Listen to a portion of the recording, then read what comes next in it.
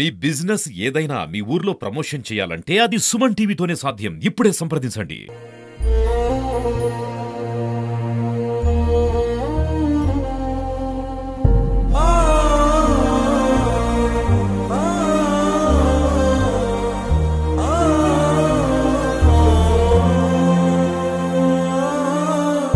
నారావారిపల్లిలో రామ్మూర్తి నాయుడుతో ఉన్నటువంటి అనుబంధం అదే రకంగానే చిన్నప్పటి నుంచి ఆయనతో పాటు తిరిగి పార్టీలో కూడా క్రియాశీలకంగా వ్యవహరించినటువంటి కొంతమంది ఆయన స్నేహితులు మనతో ఉన్నారు. ఆయనతో మాట్లాడదాం. ప్రస్తుతం నారావారిపల్లిలోనే రామ్మూర్తి నాయుడు నారా చంద్రబాబు నాయుడు నివాసం వద్ద మనం ఉన్నాము.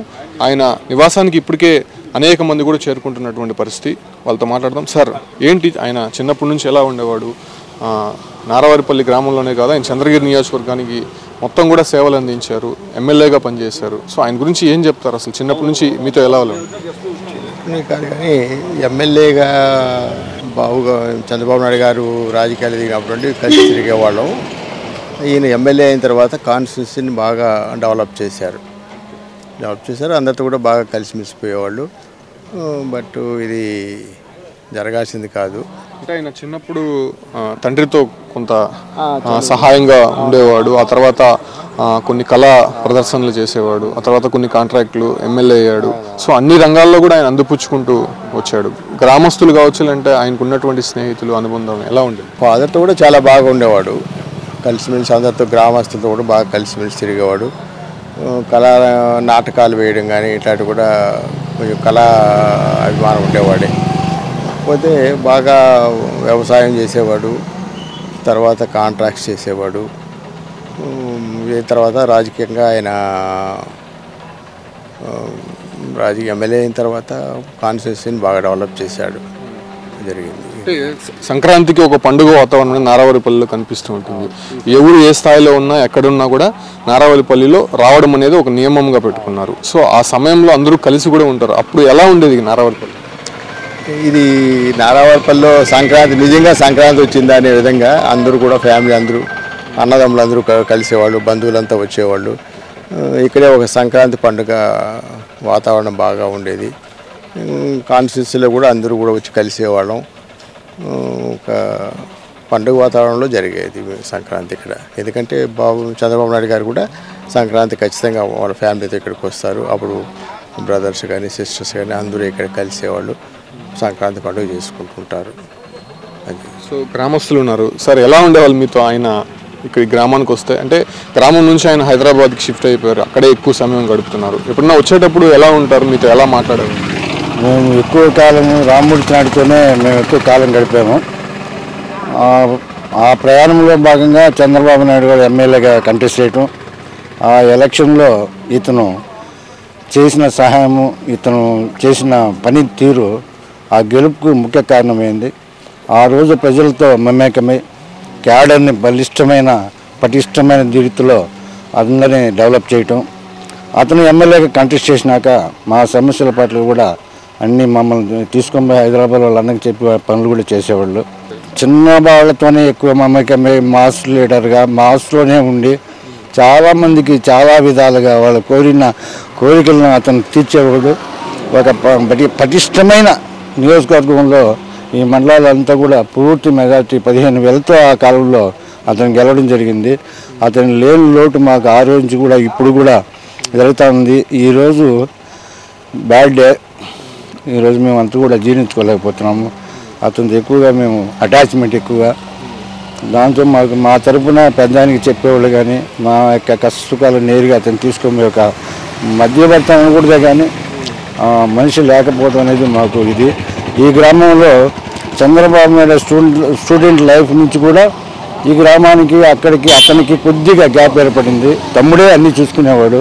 అతను రాజకీయ పైకి ఎదిగే కొద్దీ మాకు కొంత నిరుత్సాహము మాకు ఉండేది. కానీ రామ్మూర్తి నాయుడు ఉన్నప్పుడు చాలా చక్కగా బంధువులైతేనేమి, ఫ్రెండ్స్ అయితేనేమి, మిగతా క్యాడర్ అయితేనేమి, తెలుగుదేశం పార్టీని ఎనలేని కృషి చేశాడు. చిన్న కాంట్రాక్ట్ అయిన అందరితో అఫీషియల్స్తో కానీ అధికారులతో కానీ అనధికారులతో కానీ చాలా మమేకమై ఒక గుర్తింపు అన్నకు తగ్గ తమ్ముడుగా చాలా చాలా గొప్పగా చేసేవాడు. ఎక్కడ కూడా అతిక్రమించలా, చట్టానికి లోబడే పనిచేసాడు. చట్టానికి వ్యతిరేకంగా ఎప్పుడు కూడా పనిచేయలేదు.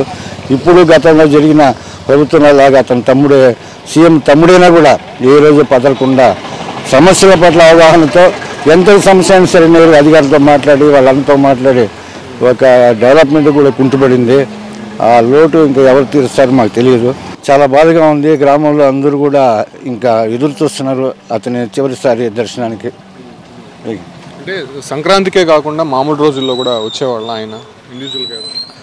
సంక్రాంతి చంద్రబాబు నాయుడు సీఎంగా హైదరాబాద్ విజయవాడలో ఉంటాడు కాబట్టి ఆయన కుటుంబ సభ్యులు అందరూ వచ్చేవాళ్ళే. కానీ ఇతను ఎమ్మెల్యేగా ఉన్నా ఎమ్మెల్యేగా లేకపోయినా కూడా ఎప్పుడు ఇక్కడే అతను తిరుపతిలో ఆఫీసులు పెట్టాడు కానీ తిరుపతిలో పెట్టాడు కానీ ఏమీ లేదు.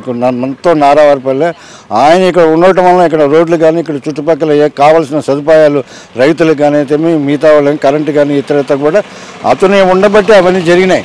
ఆయన లోటు ఇప్పుడు అందరికీ కనబడుతూ ఉంది. ఆయన సంక్రాంతికే కాదు ఎప్పుడు ఇక్కడే ఉండేవాడు. ఎప్పుడు రోహిత్ ఎంగేజ్మెంట్ కూడా ఇటీవలే జరిగింది.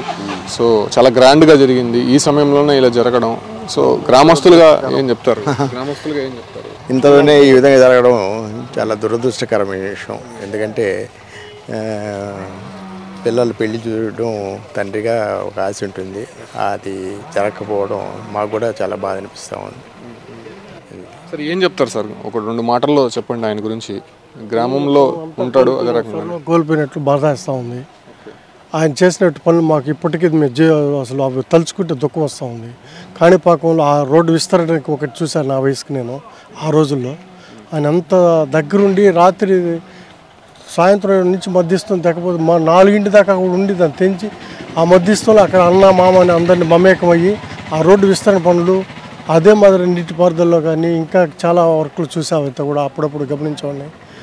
అవి ఇప్పటికీ మేము జీర్ణించుకోలేకపోతున్నాం. అలాగే అక్కడే కాదు, కాన్సెన్సీ అప్పుడు ఉమ్మడి పెద్ద ఇదనమాట కాన్సెన్సీ. ఆయనతో కొంతకాలం మేము తిరిగేవాళ్ళం. పిల్లోళ్ళని పెట్టుకోకుండా ఆయన పనులు చేసేవాళ్ళు బాగా ప్రోత్సహించేవాడు, కూడా పెట్టుకునేవాడు, పనులు అప్పగించేటోడు. అవన్నీ ఈరోజు మేము మెంబర్ వేసుకొని బాధపడతాము.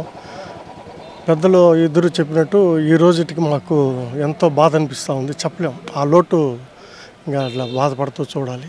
ఆయన ఎక్కడ చదువుకునే వాళ్ళని? ఇక్కడ నుంచి చంద్రగిరికి వెళ్ళి చదువుకునే వాళ్ళని తెలుస్తుంది. ఇక్కడ విద్యాభ్యాసం జరిగిందా, లేదంటే ఆయన తిరుపతికి కూడా వెళ్ళినట్టు తెలుస్తుంది. చదువు విషయంలో ఆయన ఎలా ఉండేవాడు?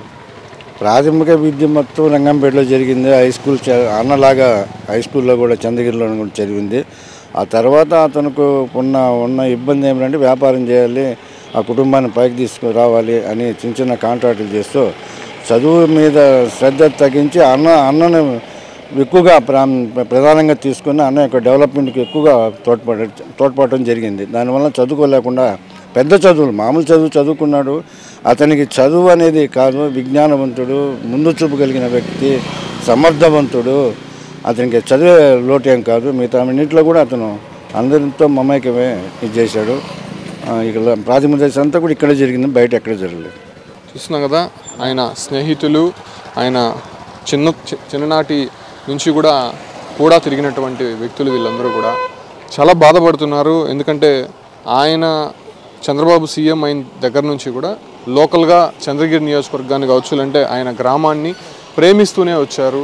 ఆయన ఎప్పుడు కూడా గ్రామస్తులకు అందుబాటులో ఉంటున్నారు. హైదరాబాద్లో ఉన్నప్పటికీ కూడా తరచూ ఇక్కడికి వచ్చి ఏం కావాలి, గ్రామం అభివృద్ధి ఏదైనా సంబంధించి ఏదైనా కార్యక్రమాలు చేయాలనే విషయాలపైన కూడా ఆయన మాతో ఆరా తీస్తూ ఉంటారు. చిన్నప్పటి నుంచి కూడా చాలా చనువుగా ఉండేవాళ్ళు. వాళ్ళు అందరితో కలిసి తండ్రికి తోడుగా ఉంటున్న కుటుంబం ఒక స్థాయికి రావడానికి ఆయన కూడా చాలా క్రియాశీలక పాత్ర పోషించారని చెప్పి కూడా గ్రామంలో ఉన్నటువంటి ఆయన స్నేహితులు, బంధువులందరూ కూడా స్పష్టం చేస్తున్నారు. ప్రస్తుతం ఆయన గ్రామంలో శోకసంద్రంగా మారిందని చెప్పుకోవచ్చు. రేపు ఆయన అంత్యక్రియలు జరిగేటువంటి అవకాశం ఉన్నట్టు ఉన్నటువంటి వర్గాలన్నీ కూడా చెప్తున్నారు.